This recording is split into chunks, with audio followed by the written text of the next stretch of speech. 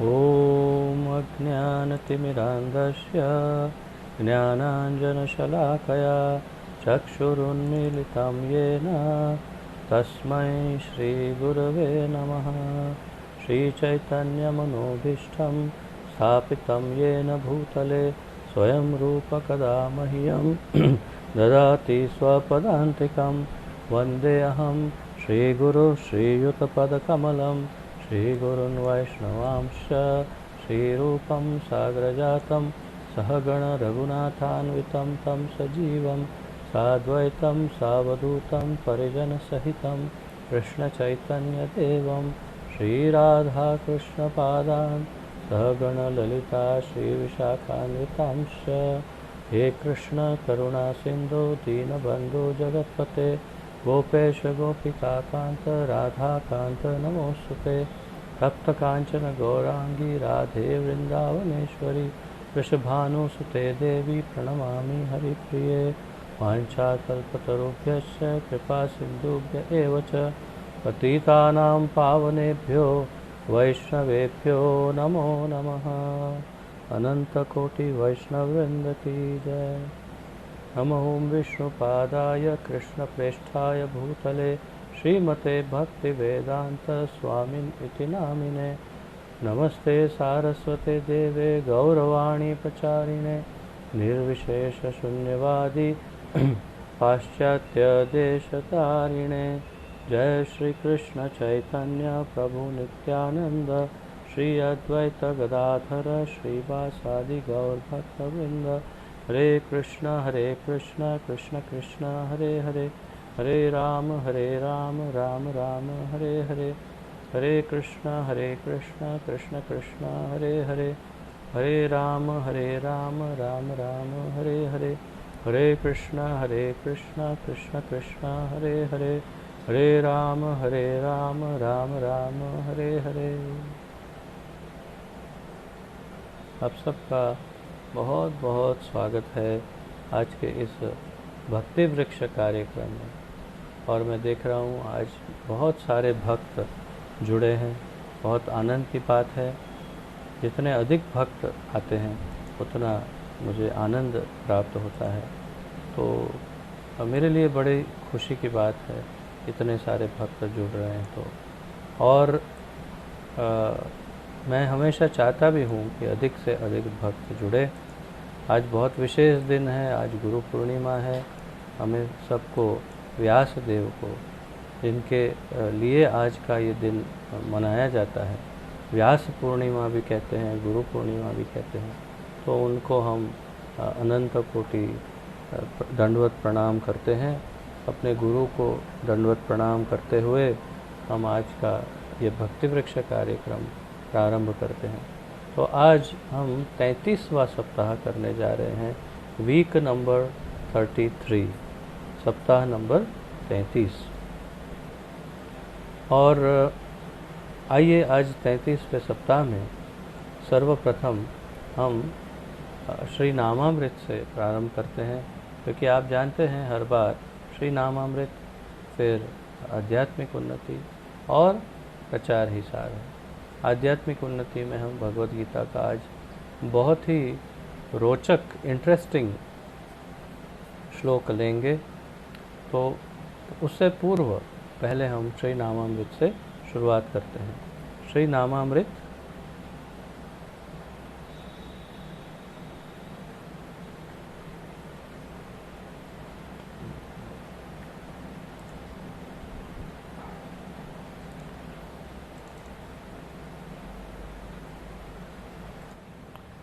श्री नामामृत पवित्र नाम का अमृत श्री श्रीमद् अभय चरणारविंद भक्ति वेदांत स्वामी श्रील प्रभुपाद जी के द्वारा। श्रील प्रभुपाद की जय।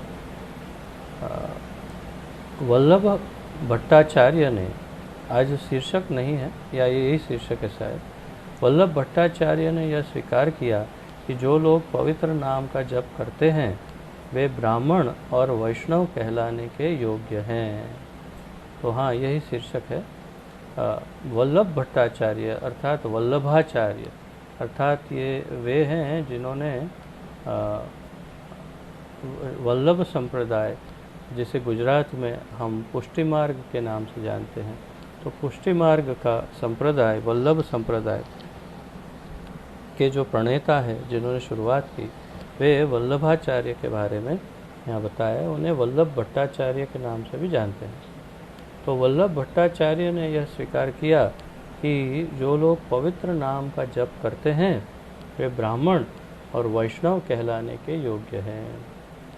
तो स्वयं वल्लभाचार्य ने स्वीकार किया है कि जो भगवान के नाम का जप करते हैं वे ब्राह्मण और वैष्णव। अब आपको स्मरण होगा, आशा है कि आप में से जिन लोगों ने पिछला क्लास अटेंड किया था और वो भी ध्यान पूर्वक अटेंड किया था, उन्हें स्मरण होगा कि पिछली बार भी हम ब्राह्मण बनने की बात नामामृत में कर रहे थे। तो ब्राह्मणत्व की ही बात पिछले कुछ समय से, जैसे हमने काफ़ी समय तक वर्षा की, यज्ञ की, ऐसे बात चलती रही, अब ब्राह्मण होने की बात जो है उसके बारे में चर्चा कर रहे हैं श्रील प्रभुपाद जी। तो इस नामामृत में भी वही बताया कि ब्राह्मण कौन है, वास्तविक ब्राह्मण कौन है और वैष्णव कौन है और उनकी क्या अवस्था, उसकी क्या अवस्था है समाज में। तो अतएव वल्लभ भट्ट ने श्री चैतन्य महाप्रभु को भोजन पर आमंत्रित किया और भगवान ने रूप और वल्लभ भाइयों का उनसे परिचय कराया। तो यहाँ वास्तव में रूप और सनातन दोनों भाइयों की बात है। तो वास्तव में रूप गोस्वामी का और वल्लभाचार्य और उनके भाई, उनसे उनका परिचय करवाया।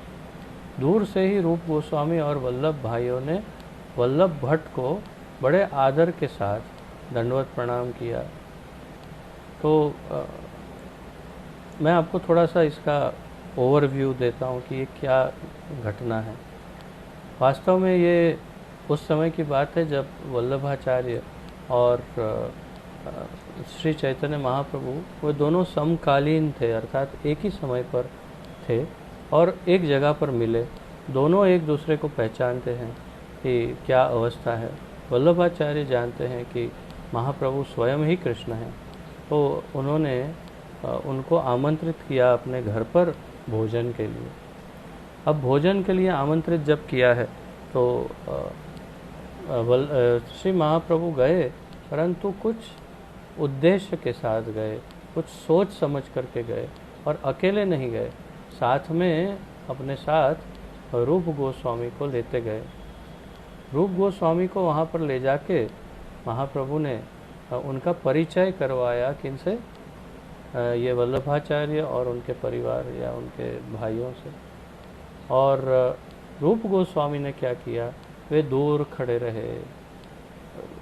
ये वैष्णव शिष्टाचार है कि कभी दो वैष्णव मिलते हैं तो यदि लगभग समकक्ष वैष्णव हो तो एक दूसरे को आलिंगन करते हैं।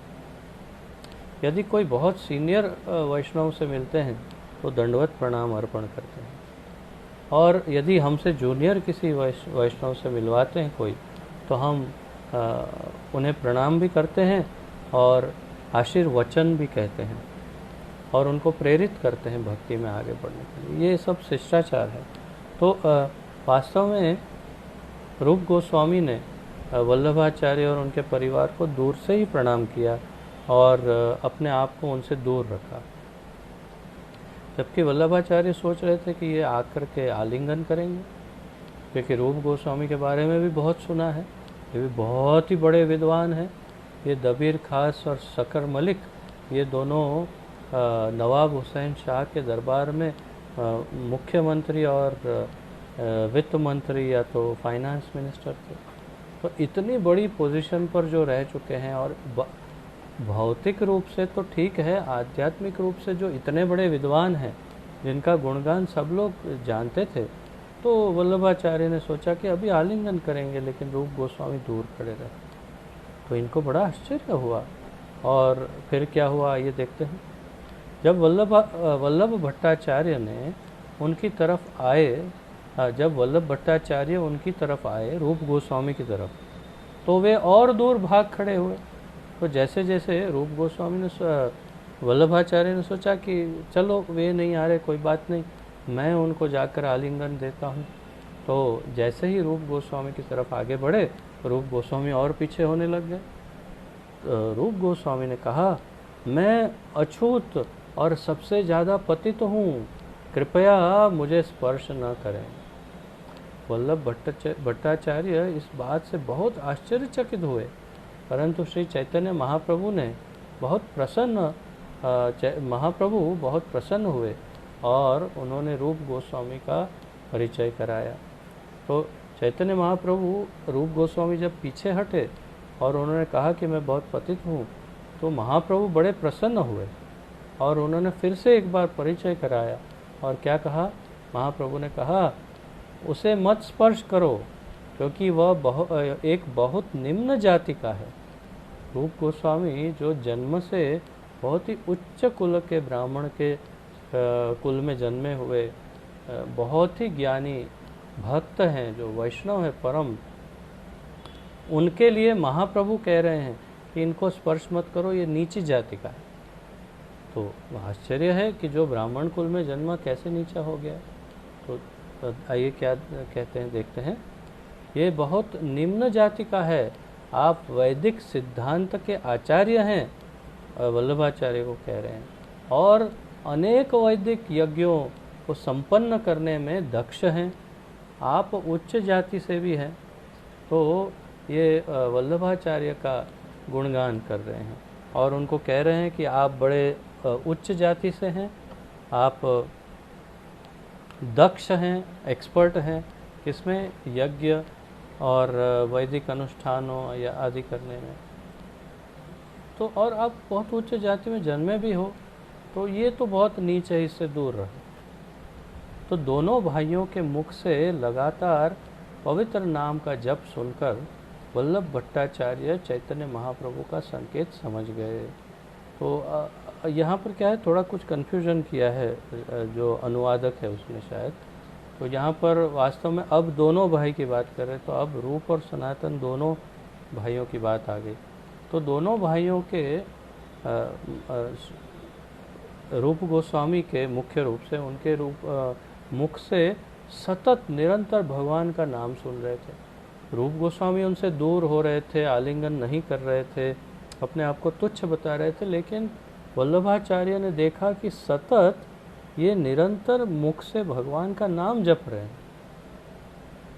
और ये बड़े विद्वान थे वल्लभाचार्य। तो क्या हुआ, दोनों भाइयों के मुख से लगातार पवित्र नाम का जप सुनकर वल्लभ भट्टाचार्य चैतन्य महाप्रभु का संकेत समझ गए। महाप्रभु सिर्फ एक परीक्षा जैसे ले रहे थे, एक संकेत कर रहे थे, और वो संकेत वल्लभाचार्य समझ गए। वल्लभ भट्टाचार्य ने स्वीकार किया। उन्होंने कहा, वल्लभ भट्टाचार्य ने, ये दोनों लगातार कृष्ण के पवित्र नाम का जप कर रहे हैं, तो ये कैसे अछूत हो सकते हैं? इसके विपरीत ये बहुत ही उच्च कोटि के हैं। तो वल्लभाचार्य तुरंत समझ गए कि महाप्रभु शायद मेरे साथ मजाक कर रहे हैं या मेरी परीक्षा ले रहे हैं। वास्तव में ये जो भी हो, लेकिन अगर सतत निरंतर भगवान का नाम मुख से ले रहे हैं तो ये बहुत ही उच्च कोटि के हैं। तो आप समझिए, हमारे लिए ये प्रेरणा है, ये हमारे लिए सीख है कि यदि कोई भी व्यक्ति सतत निरंतर अपने मुख से भगवान के नाम का जप करता है, वो अत्यंत उच्च कुल का, अत्यंत उन्नत, अत्यंत महत्वपूर्ण, सीनियर, वरिष्ठ, जो कहिए, बहुत ही संत कोटि का व्यक्ति माना जाता है। और ये वल्लभाचार्य समझ गए थे। वल्लभ भट्टाचार्य का दोनों भाइयों की उच्च स्थिति को स्वीकार करने से उन लोगों को सबक लेना चाहिए जो ब्राह्मण होने का झूठा अहंकार करते हैं। जो लोग कहते हैं हम ब्राह्मण जाति के हैं, हम ब्राह्मण कुल में जन्मे हैं इत्यादि, तो उन लोगों को झूठे अहंकार से उनको बचना चाहिए। कभी कभी ऐसे ब्राह्मण कहलाए जाने वाले लोग हमारे पाश्चात्य देशों के शिष्यों को कृष्ण भक्त या ब्राह्मण प्रमाथि मानने से इनकार बलवदृढ़म् करते हैं। तस्याहं और कुछ निग्रहं ब्राह्मण तो इतने मन्ये दंभी हैं कि उन्हें वायोरिव मंदिर में प्रवेश करने सुदुष्करम्। से भी रोकते हैं। तो 50 वर्ष पूर्व प्रभुपाद जी ने जब ये लिखा होगा, उस समय की बात कर रहे हैं कि उस समय उनके अनेक लगभग 5000 विदेशी शिष्य थे, तो जिसमें अमेरिकन, यहाँ के वहाँ सब जगह जगह के शिष्य। भगवद गीता तो कभी टेक्स्ट कभी भारतीय 6.34 जो ब्राह्मण हैं उन्हें चंचलम स्वीकार नहीं हि करते, मनः उनका कृष्ण ब्राह्मणत्व स्वीकार नहीं करते, उनका प्रमाथि संन्यास दीक्षा हुआ तो वो बलवदृढ़म् स्वीकार नहीं करते इत्यादि। तस्याहं तो निग्रहं तात्पर्य यह है मन्ये कि वास्तव वायोरिव में प्रभुपाद जी सुदुष्करम्। कह रहे हैं कि ये लोग दम्भी हैं, ये लोग जो हैं इनके अंदर खोट है, और ये इतने अहंकारी हैं कि ये हमें, मतलब इन शिष्यों को जो विदेश में जन्मे हैं उनको मंदिर में भी प्रवेश नहीं करने देते। और ये वास्तविकता है।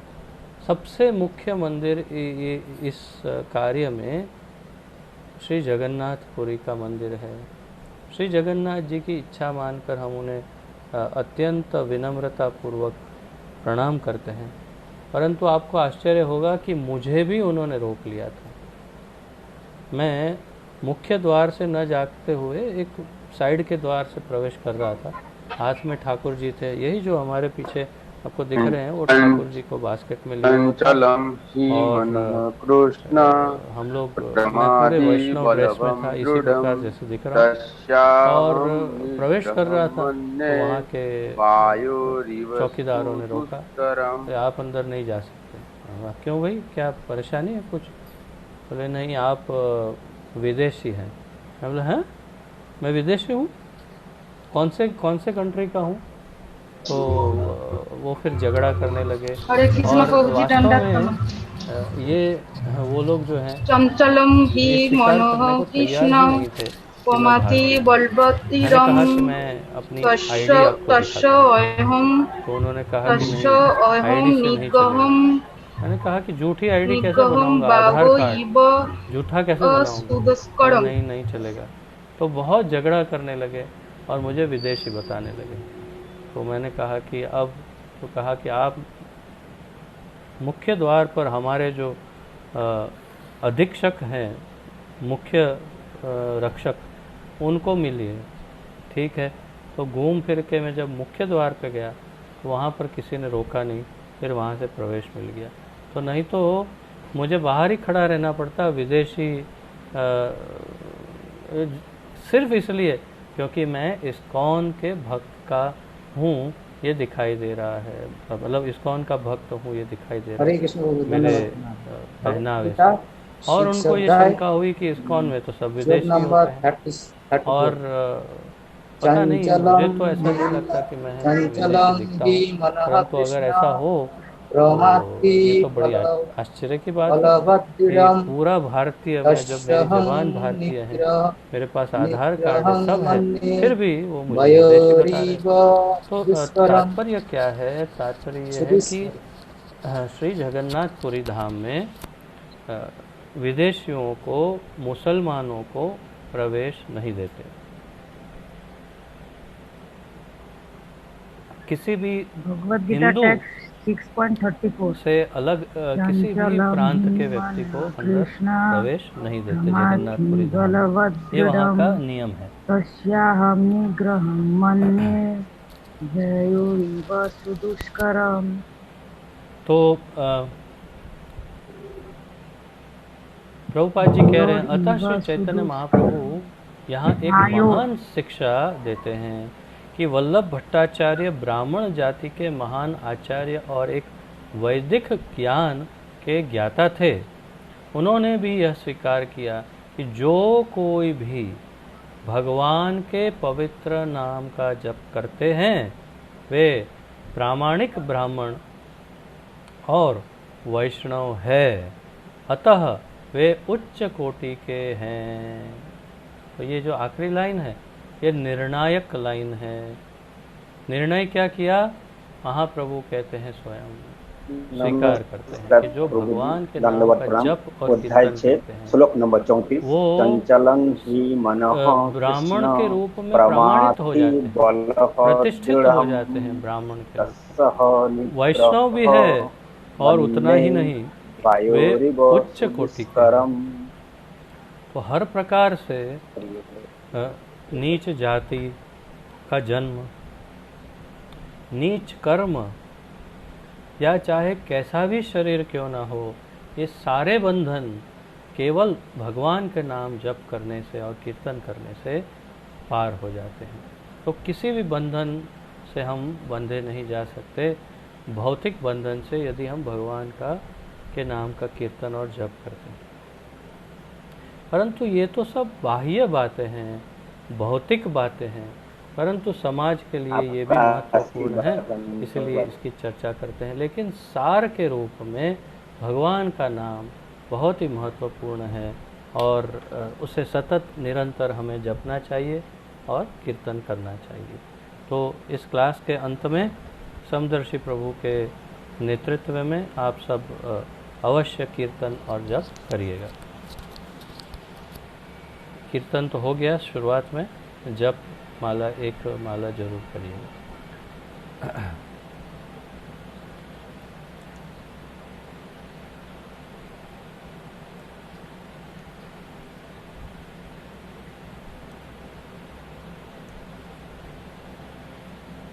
तो आइए, किसी का कोई प्रश्न आदि है तो पूछ सकते हैं, अन्यथा हम आध्यात्मिक उन्नति में भगवत गीता की तरफ आगे बढ़ते हैं। किसी का कोई प्रश्न है? आप सब ब्राह्मण से भी उच्च वैष्णव जाति के हो गए, इसलिए आप, कोई भी पूछेगा कौन सी जाति हो, हम वैष्णव हैं, ब्राह्मण से भी ऊपर, गर्व से कहो। हाँ, अगर जप करते हो, कीर्तन करते हो तो, अगर जप और कीर्तन नहीं करते तो फिर जाति मत बताओ, ठीक है? तो आइए आगे बढ़ते हैं। आध्यात्मिक उन्नति, तो आज भगवत गीता से हम ले रहे हैं आध्यात्मिक उन्नति भाग 33, भगवत गीता यथारूप, अध्याय 6, श्लोक संख्या 34। भगवत गीता 6.34, छठे अध्याय का 34वां श्लोक। आपकी श्रीमद् भगवत गीता में छठा अध्याय निकालिए और उसमें 34वां श्लोक निकालिए।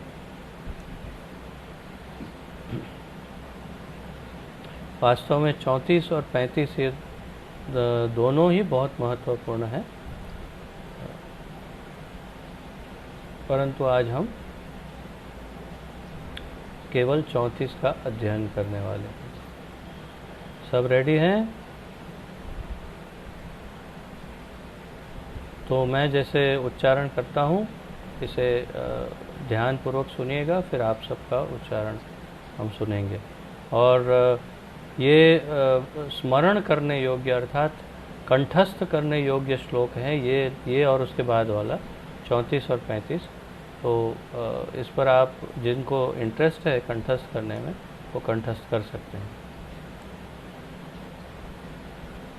इस श्लोक का अनुवाद एवं तात्पर्य दिया है श्रीमद् अभय चरणारविंद भक्ति वेदांत स्वामी श्री प्रभुपाद जी ने। श्री प्रभुपाद की जय। चंचलं हि मनः कृष्ण प्रमाथि बलवदृढं तस्याहं निग्रहं मन्ये वायोरिव सुदुष्करम्। चंचलं हि मनः कृष्ण प्रमाथि बलवदृढं तस्याहं निग्रहं मन्ये वायोरिव सुदुष्करम्। चंचलं हि मनः कृष्ण प्रमाथि बलवदृढं तस्याहं निग्रहं मन्ये वायोरिव सुदुष्करम् चञ्चलं हि मनः कृष्ण प्रमाथि बलवद्दृढम् तस्याहं निग्रहं मन्ये वायोरिव सुदुष्करम्। एक बार और बोलता हूँ, ध्यान से सुनिए। चंचलं हि मनः कृष्ण प्रमाथि बलवद्दृढम् तस्याहं निग्रहं मन्ये वायोरिव सुदुष्करम्। अब आप लोग दोहराइए। अब बताइए, आप में से कौन दोहराना चाहेगा? हाथ ऊपर दिखाइए।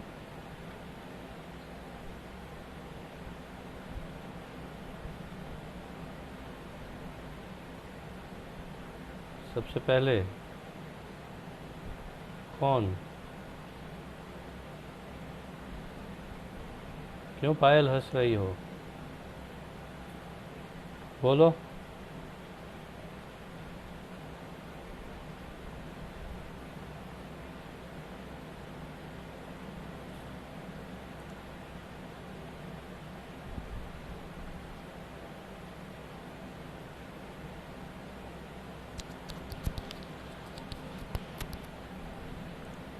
दुष्करम, दुष्करम नहीं है, सुदुष्करम है। श है, श, दुष्करम। ठीक है, प्रोनाउंसिएशंस पे ध्यान देना है। प्रोनाउंसिएशन एकदम अच्छा होना चाहिए। वेरी गुड पायल। और संयुक्ता?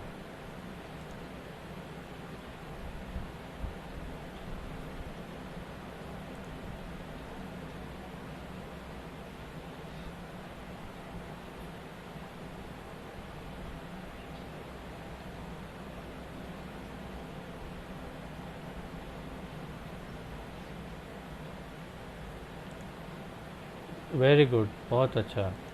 अब बताइए, बाकी भक्तों में कौन अब कर रहा है?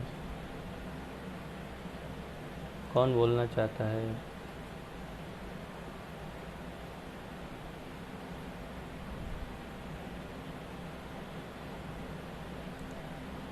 हाँ, मौलिक प्रभु।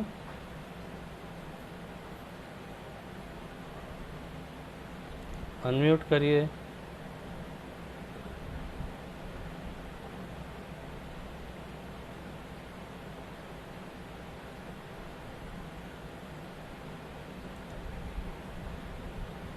अनम्यूट करके बोलिए। हाँ, बोलिए।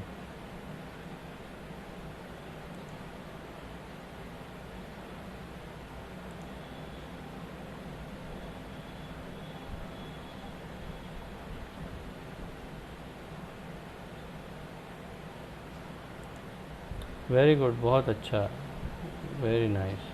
और कौन बोलना चाहेगा? बहुत अच्छा, राजेश्वरी माता जी बोलिए।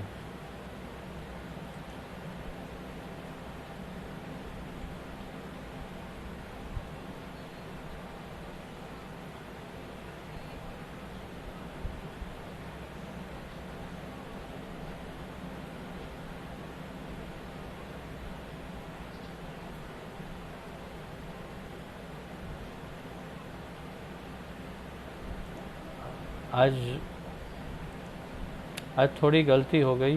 वास्तव में तस्याहम निग्रहम मन्ये वायोर इव सुदुष्करम। तो तस्याहम निग्रहम मन्ये, इस पे थोड़ा सा, और वायोर इव सुदुष्करम, इस पे थोड़ा ध्यान देना चाहिए। ठीक है, थोड़ा सा ध्यान से पढ़िए एक एक शब्द को। बहुत अच्छा प्रयास था। अब और कौन बोलना चाहेगा? तरुण प्रभु बताइए। हरे कृष्ण।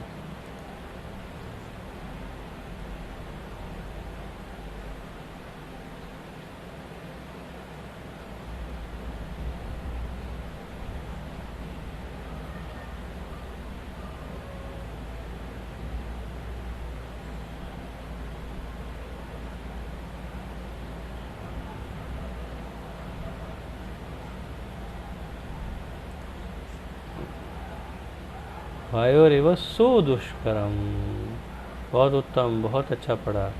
और हाँ, कौन है? सुदीप्ता, बोलो सुदीप्ता।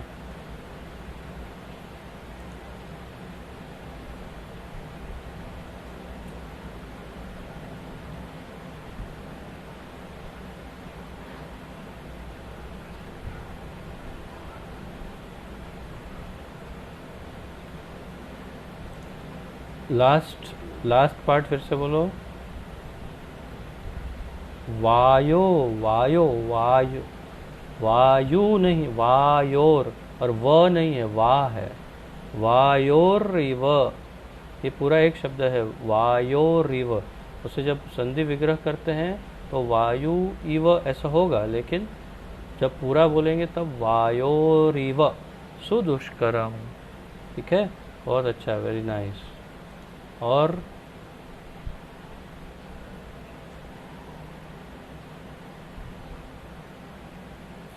शिव शंकर प्रभु, बोलिए। धन्यवाद, धन्यवाद।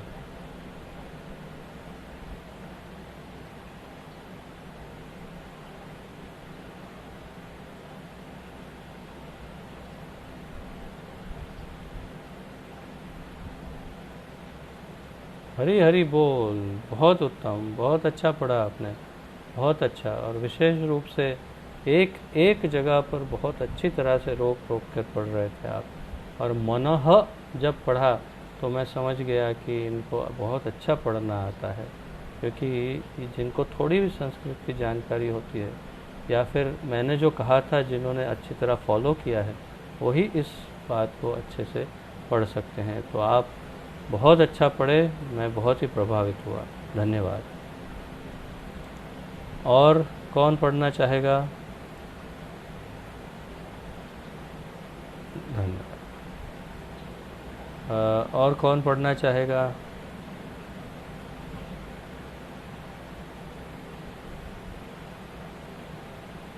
नहीं, अभी और 2-4 लोगों को पढ़ना चाहिए। सब अपना अपना नाम के पीछे अपना वीडियो छुपा के बैठ गए, ताकि कोई पूछेगा नहीं।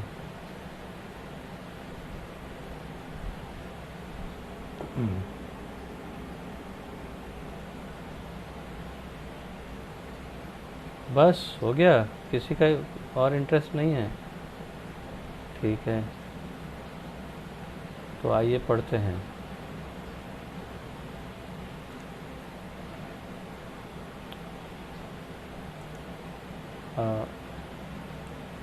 हे कृष्णा, अब मैं अनुवाद पढ़ रहा हूँ। हे कृष्णा, चूँकि मन चंचल, अस्थिर, अशृंखल, हठीला तथा अत्यंत बलवान है, अतः मुझे इसे वश में करना वायु को वश में करने से भी अधिक कठिन लगता है। तो ये कौन किसको कह रहा है? स्वाभाविक है ये कि अर्जुन कृष्ण से पूछ रहे हैं। तो अर्जुन कृष्ण को कह रहे हैं कि भगवान, मुझे लग रहा है कि ये मन को जो कंट्रोल करना है ना, मन को कंट्रोल करना तो वायु को कंट्रोल करने जैसा कठिन लग रहा है। आपको वैसे जानकारी दे दूं कि प्रकृति की सारी शक्तियों में सबसे अधिक शक्तिशाली वायु को माना जाता है, क्योंकि वायु जितना नुकसान कर सकता है उतना नुकसान अन्य कोई भी नहीं कर सकते, ऐसा कहा जाता है। तो जो भी हो, परंतु हमारा तो उद्देश्य है यहाँ पर वायु को कंट्रोल करने की बात। तो अर्जुन क्या कहते हैं? हे कृष्ण, क्योंकि मन चंचल, अस्थिर है। तो मन चंचल है, ये सब आप जानते हैं। आप अपने मन को पहचानते हैं? मैं मन नहीं हूँ। मैं कौन हूँ? मैं एक जीवात्मा हूँ। ये तो आप अच्छे से जानते हैं सब, है ना? मेरी तरफ देखिए ऊपर। तो मैं मन नहीं हूँ, मैं बुद्धि हूँ, मैं अहंकार हूँ, मैं शरीर हूँ, मैं मन हूँ, मैं कपड़ा हूँ, मैं क्या हूँ? मैं जीवात्मा हूँ। और मेरे पास एक मन है। जैसे मेरे पास ये हाथ है, ये मेरा हाथ है, ऐसे मेरा मन है, मैं मन नहीं हूँ। तो मेरे मन को कंट्रोल करना मेरे लिए बहुत मुश्किल लगता है, अब सबको लगता होगा। मन आपको भटकाता है, जो विचार आते हैं मन के द्वारा आते हैं, जो भी विचार आ रहे हैं मन के द्वारा आ रहे हैं। तो आप ध्यान करिए, अंदर केंद्रित करिए, अपने मन को देखिए कि मन कहाँ कहाँ भटकाता है, कहाँ कहाँ ले जाता है, बहुत घुमाता है, बहुत घुमाता है।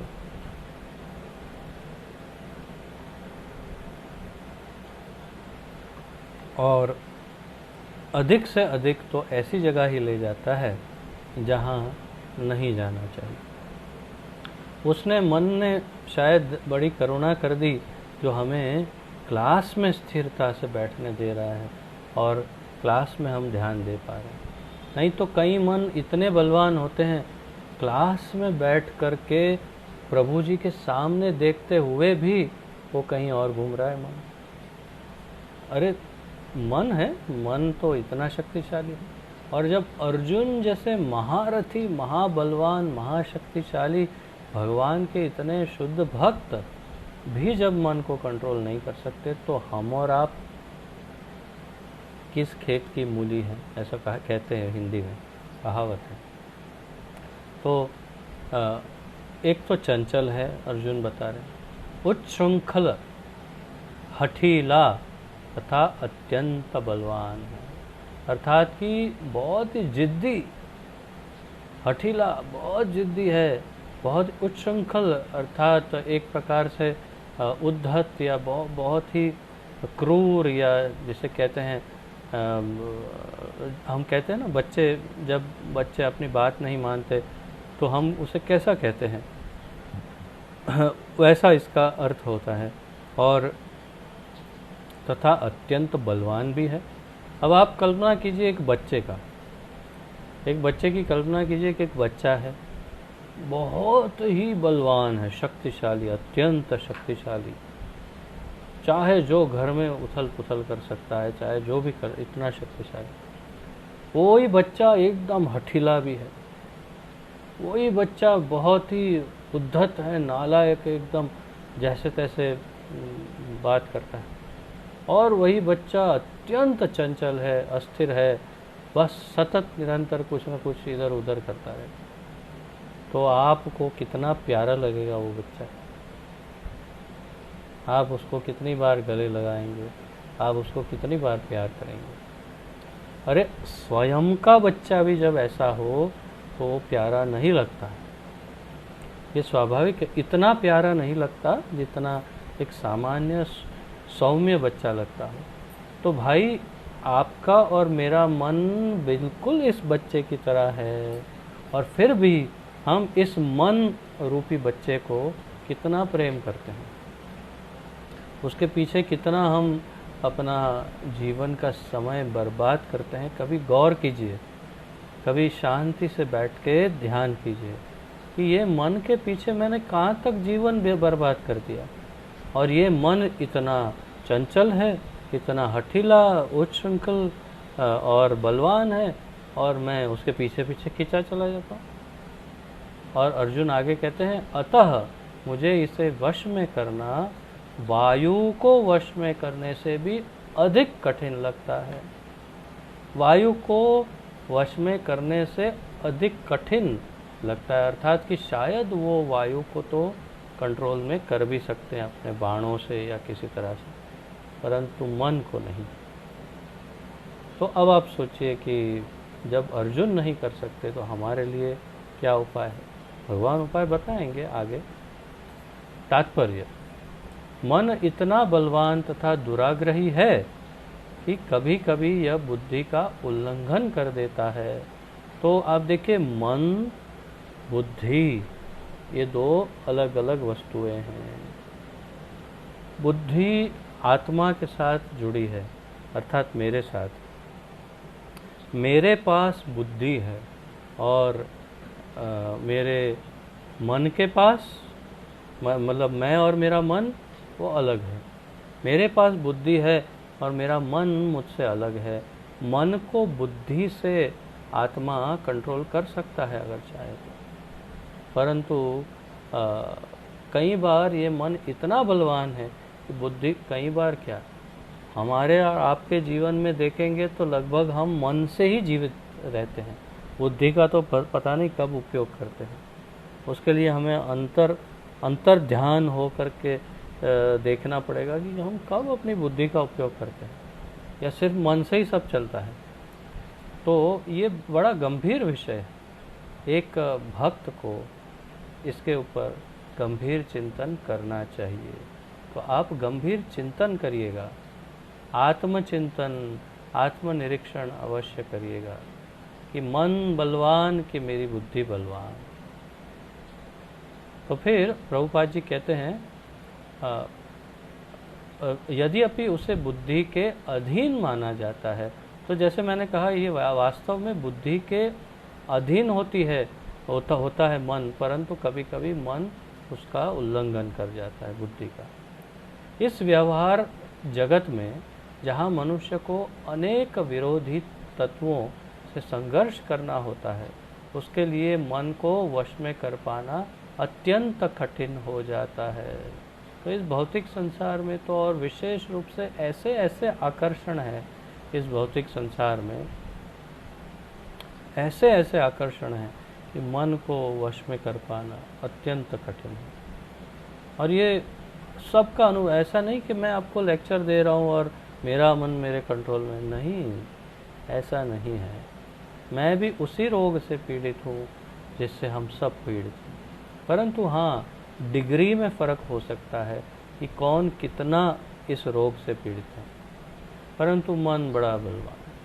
बाहर निकले, मॉल में गए, खरीदने गए थे सब्जी, और एक वस्तु पर ध्यान आ गया, अरे अरे क्या देखिए, देखते हैं, आइए आइए देखते हैं, ओहो अच्छा, हाँ, ये लेना चाहिए, नहीं नहीं मैं तो सब्जी खरीदने आया, ये फिर उधर गया मन, फिर तो हो गया, सवार हो गया बुद्धि के ऊपर मन, ये नहीं तुझे वो लेना चाहिए, वो तो प्राप्त करना ही चाहिए। केवल एक उदाहरण दे रहा हूँ सामान्य, परंतु कई जगह पर कई बार हम पर मन हावी हो जाता है और बुद्धि को परास्त कर देता है, हरा देता है बुद्धि को। तो कैसी दुर्दशा है हमारी, आप सोचिए, उसका क्या उपाय है, देखते हैं।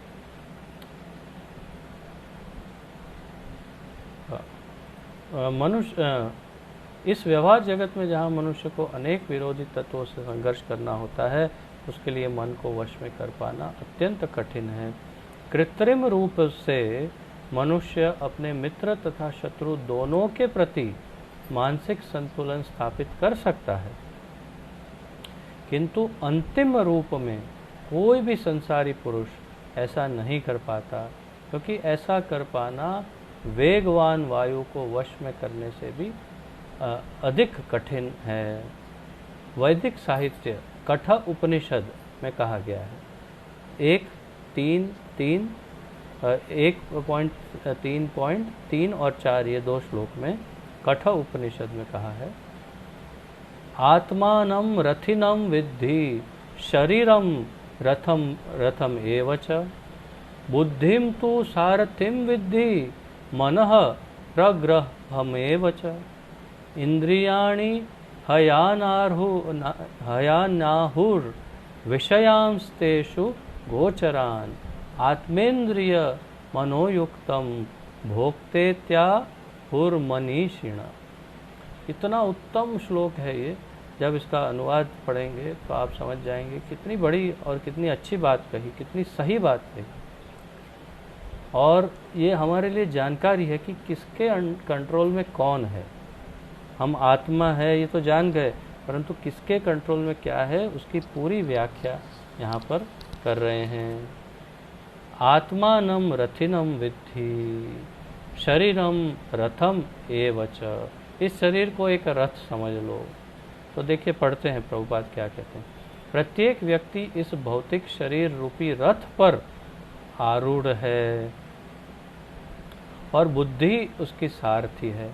तो प्रत्येक व्यक्ति कहा, अर्थात प्रत्येक आत्मा, अर्थात मैं आत्मा, मतलब आप सब भी, मैं आत्मा अर्थात प्रत्येक आत्मा इस भौतिक शरीर, इस भौतिक शरीर जो हमने पहना है, इस भौतिक शरीर रूपी रथ पर आरूढ़ हैं।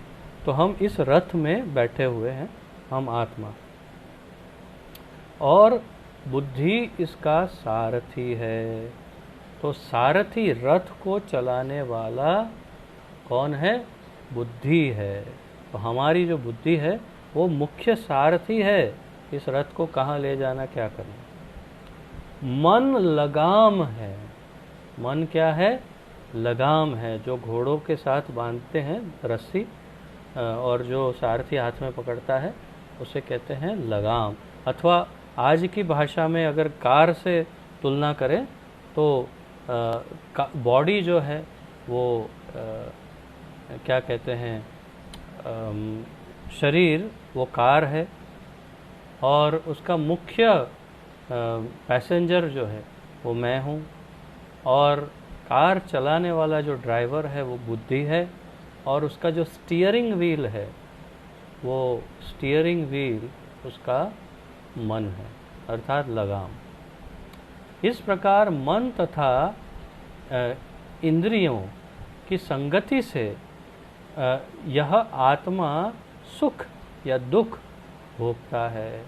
इस प्रकार मन तथा इंद्रियों की संगति से, तो मन है मेरे पास लगाम, और इंद्रियां हैं नाक, श्रवण, जिह्वा, बहुत सारी इंद्रियां हैं। तो इन इंद्रियों और मन के साथ जब मैं कहीं जाता हूँ, यहाँ जाता हूँ, वहाँ जाता हूँ, ये करता हूँ, तो इस प्रकार मन तथा इंद्रियों की संगति से यह आत्मा अर्थात मैं सुख या दुख का भोगता हूँ। तो मैं सुख और दुख कैसे भोगता हूँ? मन और इंद्रियां जहाँ मुझे ले जाती है, जो कार्य करवाती है, उससे जो कर्म उत्पन्न होते हैं, उन कर्मों का फल मैं भोगता हूँ। आशा है आप समझ रहे होंगे, मैं धीरे धीरे समझाने का प्रयास कर रहा हूँ। ऐसा बड़े बड़े चिंतकों का कहना है, ऐसा बड़े बड़े ये भगवान स्वयं कह रहे हैं कि ऐसा बड़े बड़े चिंतकों का कहना है। भोक्ते क्षमा कीजिए, भोक्ते त्याहुम मनीषिणः। मनीषी अर्थात जो बहुत ही बुद्धिशाली तत्वचिंतक होते हैं उसे मनीषी कहते हैं। तो भगवान कह रहे हैं, ऐसा कौन कह रहा है? बड़े बड़े विचारक कह रहे हैं। तो भगवान भी सहमत हैं इस बात से, भगवान भी कह रहे हैं, और बड़े बड़े बुद्धिशाली लोग भी कह रहे हैं। तो यदि अपनी बुद्धि को मन का नियंत्रण करना चाहिए, किंतु मन इतना प्रबल तथा हठी है, एक वही बच्चे की तरह, इसे अपनी बुद्धि से भी जीत पाना कठिन हो जाता है। जिस प्रकार की अच्छे से अच्छी दवा द्वारा भी कभी कभी रोग वश में नहीं हो पाता, ऐसे प्रबल मन को योगाभ्यास द्वारा वश में किया जा सकता है। योग अभ्यास के द्वारा मन को कंट्रोल में किया जा सकता है। अगर आप अगले श्लोक में देखेंगे तो भगवान कहते हैं कि हाँ हाँ हाँ हाँ, ऐसा कुछ नहीं, कर सकते हैं इसको कंट्रोल, तुम्हारी बात तो सही है, तुम जो कह रहे हो वो सही है। क्या कह रहे हैं भगवान अगले श्लोक में? इसमें कहते हैं, चंचलम ही मन कृष्ण प्रमाति बलवत् दृढ़म तस्याहम निग्रहम मन्ये वायोर इव सुदुष्करम असंशयम महाबाहो मनो दुर्निग्रहम चलम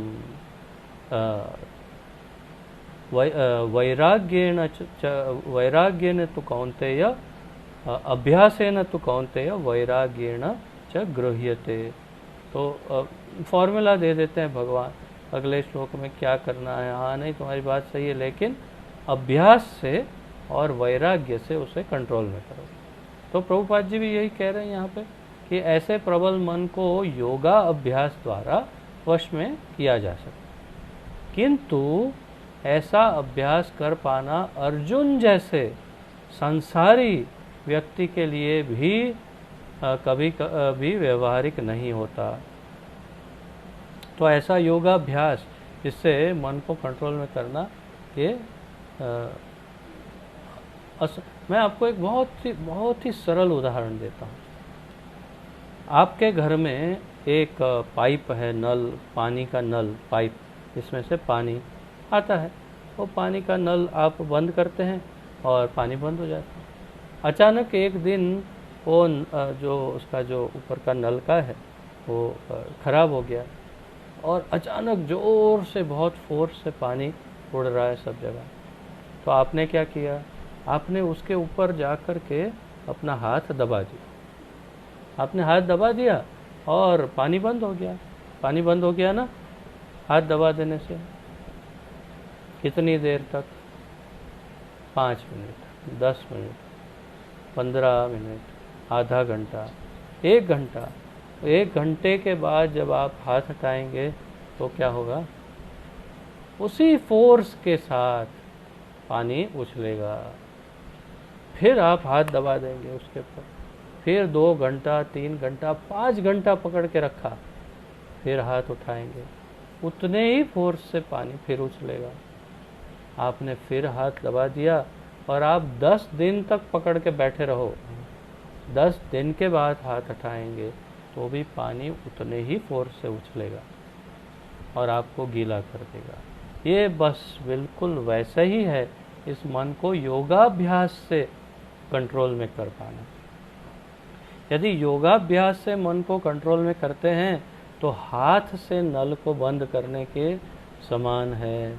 क्या अर्थ है कि जब योगाभ्यास छूट जाएगा फिर से मन भटक जाएगा।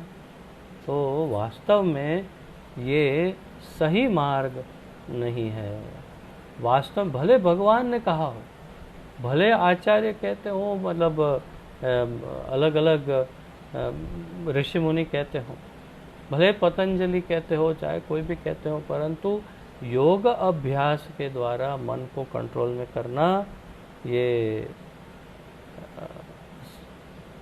मूर्खता ही है एक प्रकार से। क्योंकि जैसे ही हाथ हटा लिया तो इसका उपाय क्या है? आप बार बार हाथ दबा रहे हो, पानी दबा रहे हो। इसका उपाय है एक नल लेके आओ, फिट कर दो ऊपर, हो गया, बंद हो गया हमेशा के लिए। जब चाहिए खोलो, जब चाहिए बंद। तो ऐसा कोई उपाय है क्या? बिल्कुल है, और उसी के बारे में आगे अभी हमें प्रभुपाद जी बताएंगे।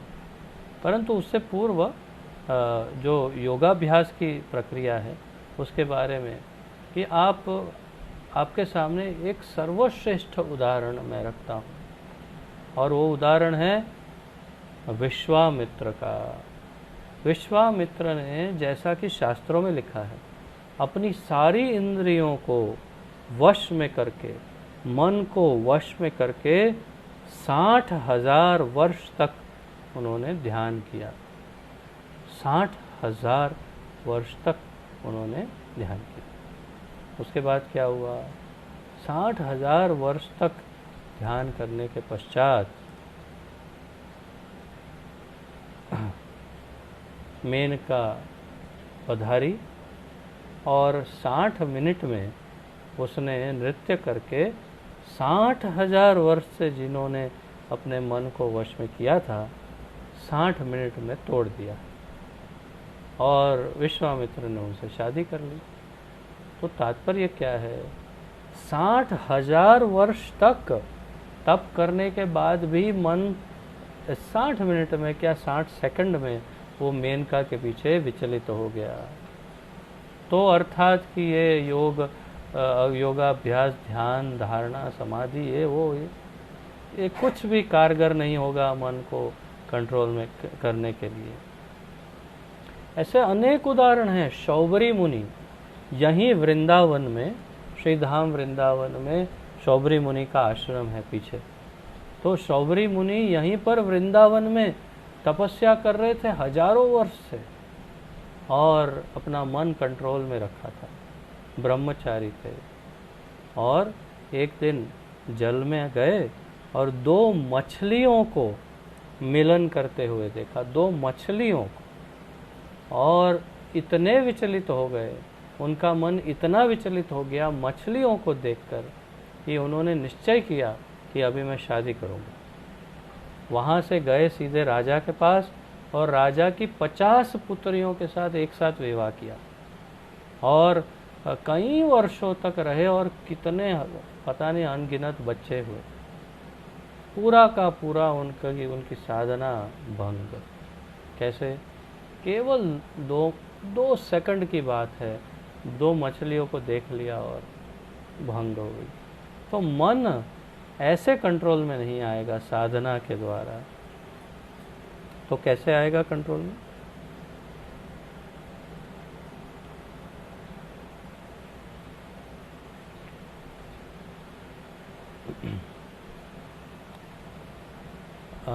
ऐसे प्रबल मन को योगाभ्यास द्वारा वश में किया जा सकता है, किंतु ऐसा अभ्यास कर पाना अर्जुन जैसे सांसारिक व्यक्ति के लिए कभी भी व्यवहारिक नहीं होता। तो फिर आधुनिक मनुष्य के संबंध में क्या कहा जाए? यहाँ पर प्रयुक्त उपमा अत्यंत उपयुक्त है। झंझावात को रोक पाना कठिन होता है और उच्च श्रृंखल मन को रोक पाना तो और भी कठिन है। मन को वश में रखने का सरलतम उपाय, अब ध्यान से सुनिए, फॉर्मूला दे रहे हैं प्रभुपाद जी कि कैसे मन को वश में रखते हैं। मन को वश में रखने का सरलतम अर्थात सबसे इजी, सबसे सरल तरीका क्या है? जिससे भगवान चैतन्य ने सुझाया है, श्री चैतन्य महाप्रभु ने स्वयं ये कहा। क्या, कौन सा रास्ता बताया? यह है कि समस्त दीनता अर्थात कि मैं तो वहाँ पतित हूँ, उस दैन्यता से मोक्ष के महामंत्र हरे कृष्ण कृष्ण कृष्ण हरे हरे, हरे राम राम राम हरे हरे का कीर्तन किया जाए। तो इस महामंत्र का कीर्तन सबसे पहला उपाय और सबसे मुख्य उपाय, हरे कृष्ण महामंत्र का हृदय पूर्वक प्रेम से कीर्तन। अब दूसरा उपाय, विधि यह है, सवई मनः कृष्ण प्रणाम। मनुष्य को जैसे अपने ये बोला जो मन को कैसे बस करना है, जैसे जितना सारे आपने उदाहरण दिया है, अन्य जैसा सुनता भी आप भी दिया है, बहुत सारे सुना भी हूँ, नहीं रह जाएगी। तो सब सत्य जुग्गा, दापुर जुग्गा मुख्य ऐसा सुना हूँ। लेकिन हम लोग इतना घोर गोली में बात यानी जीवन यापन कर रहे हैं, अमरीश तो राजा का हर टाइम झूठ बोलना पड़ता है। झूठ नहीं बोलूंगा सोच रहा हूँ, फिर भी ऐसा पोजीशन आ जाता है, झूठ बोलता हूँ। तो इस हिसाब से तो हम लोग मन को कंट्रोल नहीं कर पाते। इसको उपाय क्या होगा? सेवा में लगाते हैं अपने, घड़ी घड़ी झूठ बोलना, झूठ बोलना नहीं चाहता हूँ। हम कभी इसका पूरे श्लोक का स्टडी करेंगे, या फिर अभी आपको मैं ये पूरा श्लोक जो है बताता हूँ, उसमें क्या क्या बताया।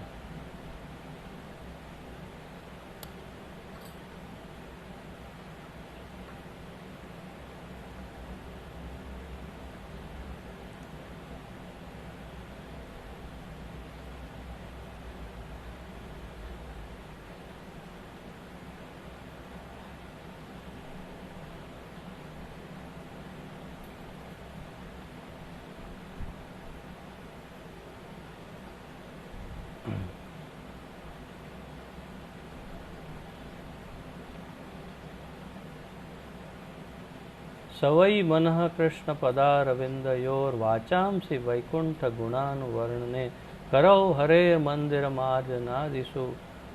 आदिषु करौ श्रुतम चकाराच्युत सत कथोदय।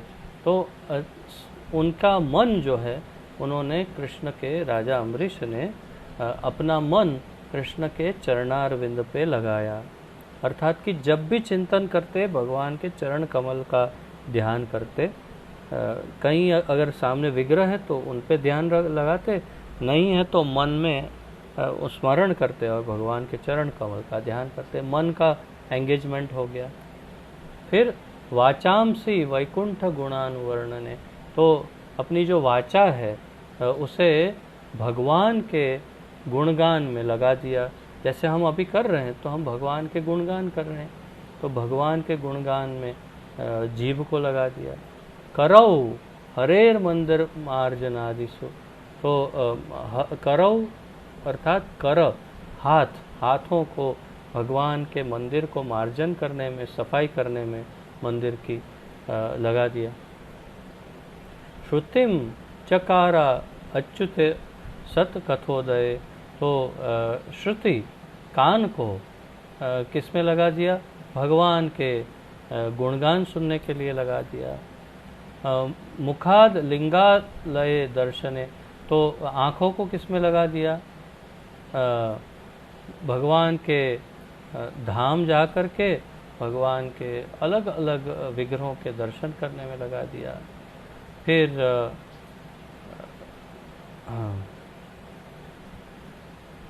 गात्रा स्पर्शे, तो अपने शरीर की जो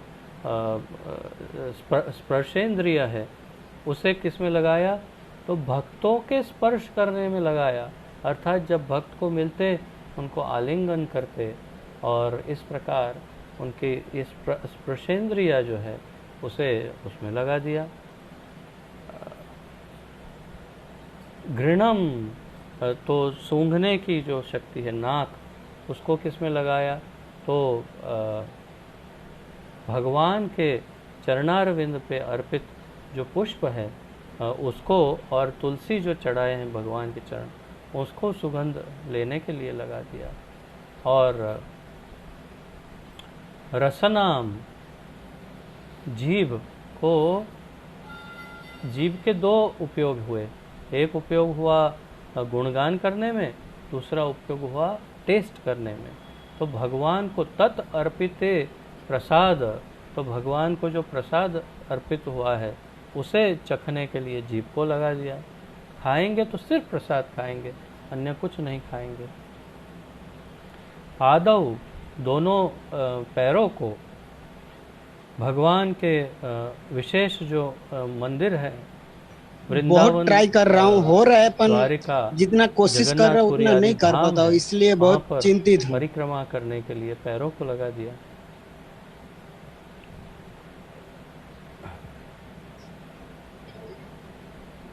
शिरः,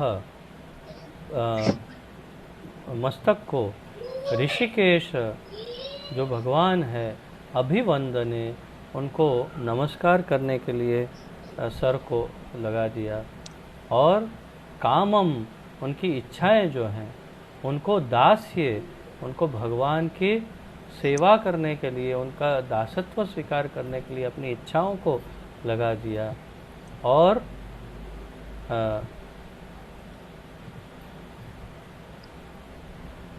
बस इस प्रकार अपनी सारी मन से लेकर के प्रति एक इंद्रिय को, यहाँ तक कि इच्छाओं को भी भगवान और उनसे संबंधित अलग अलग प्रकार की सेवा में लगा दिया। तो क्या हुआ? तो कोई चांस ही नहीं है। एक इंद्रिय अपना काम छोड़ के बैठी है, दूसरी इंद्रिय कुछ काम कर रही है भगवान की सेवा का। तो मन थोड़ी देर भटका, तो जैसे ही भटका तुरंत आ गया, अरे भाई ये सेवा बाकी, आ जाओ, तो वो सेवा में लग जाता है। फिर क्या होता है? फिर वापस मन थोड़ा सा भटका, जैसे ही मन भटकेगा तुरंत वापस सेवा में लग जाता है। क्यों? क्योंकि दूसरी इंद्रियां खींच लेती है। जैसे मान लो कि केवल दर्शन करने गए हैं, दर्शन कर रहे हैं और फिर थोड़ी देर के बाद आँख कहीं और देखने लगती, मन ले जाता, परंतु साथ में हाथ काम कर रहा है, भगवान का मंदिर साफ कर रहा है। तो जैसे ही आँख इधर जाएगी, मन बुद्धि बोलेगी अरे रुक रुक, इधर काम चालू है, इधर आ जा वापस, फिर इधर आ जाएगा। फिर हाथ थक जाएंगे तो पैर परिक्रमा कर रहे हैं, तो बुद्धि मन को बोलेगी अरे रुक रुक रुक, अभी परिक्रमा करनी है, तो ध्यान दे, इधर ध्यान दे।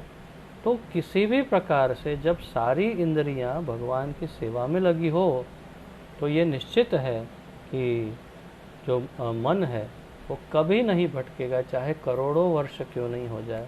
इसका भी उदाहरण है हमारे इस संप्रदाय में, गौड़ीय वैष्णव संप्रदाय में नामाचार्य श्रील हरिदास ठाकुर बहुत ही महत्वपूर्ण हमारे आचार्य हुए। चैतन्य महाप्रभु के अत्यंत प्रिय थे, उन्हें ब्रह्मा जी का अवतार माना जाता और वे मुस्लिम शरीर में थे, जन्म उनका मुस्लिम शरीर में था, परंतु नाम आचार्य उनको नाम दिया था महाप्रभु ने, क्योंकि एक दिन में वे 172 नाम जप माला जप करते थे। कितना हुआ? 1 लाख 3 लाख 172 राउंड्स, 3 लाख नाम जप। तो नाम 3 लाख महामंत्र नहीं, 3 लाख नाम, तो इतना नाम जपते थे।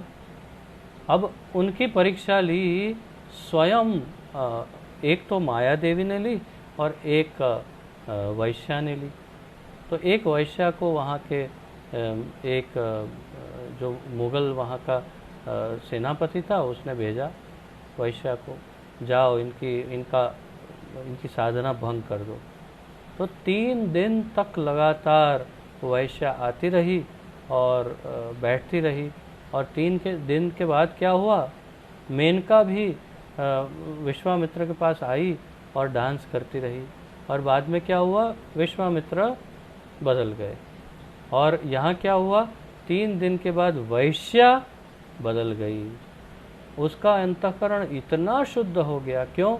क्योंकि दिन रात इतने शुद्ध भक्त के मुख से वो हरे कृष्ण महामंत्र सुन रही थी सतत। तो उस 3 दिन के श्रवण से उसकी चेतना इतनी शुद्ध हो गई कि वो उनके शरणागत हो गई, उनकी शिष्या बन गई, और उसने अपने सारे कर्मों को छोड़ करके भक्ति मार्ग को अपना लिया। और परम दयालु श्री नामाचार्य हरिदास ठाकुर ने उन्हें दीक्षित किया, और वहाँ पर उनको आश्रम में रख के वो आगे यात्रा पे निकल गए।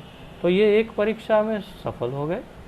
दूसरी परीक्षा स्वयं साक्षात माया ने ली। माया भी इसी प्रकार स्त्री का रूप धारण करके आई और हार गई, और हरिदास ठाकुर को विचलित नहीं कर पाई और उनके शरण में चली गई।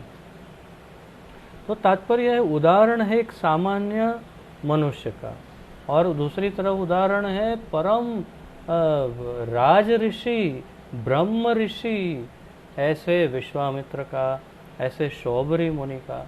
और वो सब विचलित हो गए और नामाचार्य विचलित नहीं हुए, क्योंकि इन्होंने अपनी सारी इंद्रियों को भगवान की सेवा में पहले ही लगा दिया था और मन को भगवान के चरणारविंद में लगा दिया।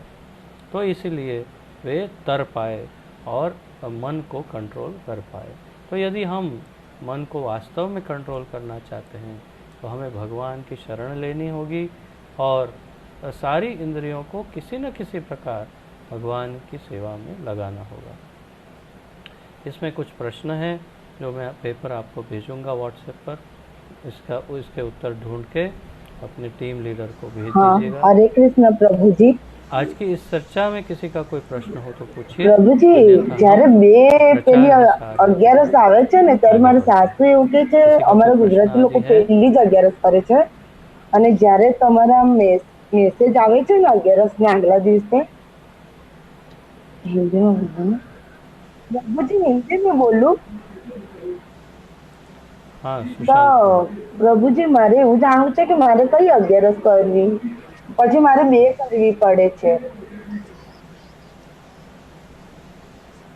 ના પ્રભુજી, જો હમણાં એક જ તિથિ હતી 11ની, પછી 15 દિવસ પછી ખબર પ્રભુજી તિથિ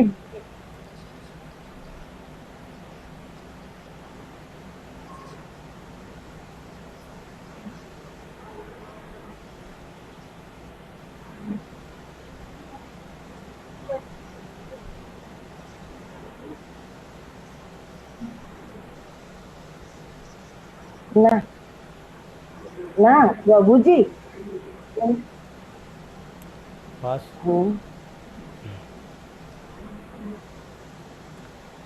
वास्तव में जहाँ तक ना। मैं समझता हूँ, ना झूठ बोलने के प्रभु जी, साथ मन को कंट्रोल प्रभु करने जी, का હું कोई શું કહેવા માંગુ सीधा છું ताल्लुक કે नहीं है। જો હમણાં मन તિથિમાં 11 એક आपका હતી, પછી 15 आप દિવસે झूठ છે ને क्यों અમારા बोल रहे हैं, ગુજરાતી ये કેલેન્ડરમાં 2 महत्वपूर्ण है। તિથિ આવી જાય 11 शास्त्रों ની। का यदि उचित ज्ञान हो तो शास्त्रों में એમાં મને ये પછી बहुत મારે 2 स्पष्ट 11 रूप से એટલે कहा गया है, वेदों में बहुत स्पष्ट रूप से कि जब कोई व्यापारी व्यापार करता है तो उस व्यापार में उसको कुछ हद तक झूठ बोलना पड़ता है। ये शास्त्रों में लिखा हुआ है, क्योंकि किसी को ज्ञान ही नहीं होता। हमें तो इतना ही ज्ञान है, झूठ नहीं बोलना चाहिए बस। अरे भाई, झूठ बोलना किसे कहते हैं, किस अवस्था में किस कारण झूठ बोला गया है, उस झूठ से किसको क्या नुकसान और क्या फ़ायदा हो रहा है, ये सब बातें बहुत महत्वपूर्ण हैं। युधिष्ठिर को भगवान ने स्वयं कहा तुम झूठ बोलो। क्यों? क्योंकि महाभारत का युद्ध नहीं तो समाप्त हो जाता, द्रोणाचार्य को कोई हरा नहीं सकता था और अधर्म की विजय हो जाती, इसलिए झूठ बोलवाना पड़ा युधिष्ठिर से। क्या हो गया? कुछ नहीं हुआ क्या, और इसका प्रायश्चित भी हो सकता है। अच्छा, व्यवसाय में शास्त्रों ने, वेदों ने ये अनुमति दी है, प्रमाण है कि कुछ हद तक, ये हद आप स्वयं तय कर सकते हैं कि कौन सी उचित हद है। कुछ हद तक झूठ बोलना पड़ सकता है व्यवसाय में, और वो अनुचित या पाप कर्म नहीं माना गया। अब इसको मन के साथ क्या लेना देना है? उस व्यापार में बैठे बैठे झूठ और सच बोलते बोलते आपका मन भगवान के चरणारविंद में हो सकता है, क्यों नहीं हो सकता? आपके कान भगवान की सेवा में हो सकते हैं। पीछे लेक्चर लगाइए, प्रभुपाद जी का महामंत्र चैंटिंग मशीन लगाइए और लेक्चर कीर्तन कुछ सुनिए, कान लगा दीजिए। आपका नाक भगवान की सेवा में हो सकता है, वहाँ भगवान को एक अगरबत्ती दिखा के लगाइए, वहाँ भगवान को पुष्प चढ़ा के रखिए आपके टेबल पर, उसकी सुगंध आती रहेगी, नाक सेवा में रहेगा। इस प्रकार आपके कई अंग जो हैं वो उसी समय, चाहे झूठ बोल रहे हो चाहे सच बोल रहे हो, भगवान की सेवा में लग सकते हैं। और भगवान ने तो स्पष्ट कहा है 18वें अध्याय में 66 श्लोक में, सर्वधर्मान परित्यज्य माम एकम शरणम व्रज अहम त्वाम सर्व पापेभ्यो मोक्षयिष्यामि मां शुचः। मैं तुमको हर प्रकार के पाप से मुक्त करूँगा, तू चिंता मत कर, मेरी शरण में आ जा बस। तो भगवान की शरण में जाना महत्वपूर्ण है, भगवान ने जो मार्ग दिखाया उस पे चलना महत्वपूर्ण है, अर्थात भगवान के भक्त बनना महत्वपूर्ण है। मन को और सारी इंद्रियों को उनकी सेवा में लगाना महत्वपूर्ण है। और जहाँ तक बहुत बड़ी कुछ चीटिंग नहीं कर रहे हैं, बहुत बड़ा, तब तक छोटे मोटे जो झूठ जो बोलने पड़ते हैं बिजनेस में, उससे चिंता करने की आवश्यकता नहीं है, वो सब भगवान उसका अकाउंट सेटल कर देंगे। परंतु मन को और सारी इंद्रियों को भगवान की सेवा में लगाइए। उचित है? आपका उत्तर मिल पाया? आपको अनम्यूट करना होगा।